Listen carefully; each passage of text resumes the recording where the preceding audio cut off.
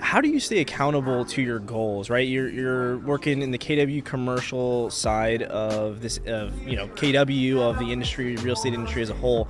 How do you stay accountable to those, pretty big goals that you, the team, the market center have? Yeah, I mean it's about daily accountability.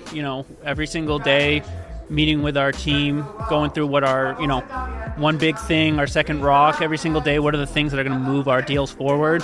Make sure we don't let things fall through the cracks, and then spending a good amount of time working on our GPS, our 411. We bought into all the Kellerisms of how do you set up your goals, how do you set those things going. Yeah. And it's about meeting on a regular basis. Our team meets every 2 weeks to show like, hey, how are we meeting on our goals this month? What's our plan for our goals for the next month? Yeah. And it's very productive base, and because of how long commercial deals are, which is not like 60 days, but more like 6 months or 9 months. Right.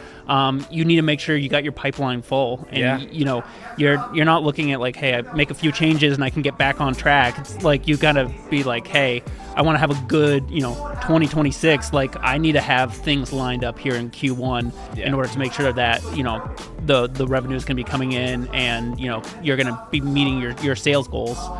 Because it's not just for myself, but it's a team. We have staff. There are people who will count on us, right. And so it's not just missing out on your goals is affecting you. It's really affecting those around you and the ones that you care about and you love. Yeah, it gives you perspective, right? I mean, you're looking at it a very holistic view. Like it's not just you. There's people behind you, right? There's people on the side. Like so much is affected, and like you said, longer time frames, longer timelines. There's a level of commitment that you really got to have, to wake up every day and continue on the grind, right? Because it's not an immediate ROI, but that thing that when you're delivering value, when you're providing the high level of service for your client, you're going to see that ROI at the end of the day, right? You'll see it in relationships, you'll see it monetarily, you'll see it in a business that you're building, and that we talk about at KW. To leave a nice legacy, right? And going back to the people that you're affecting, the people that are relying on you for that, right?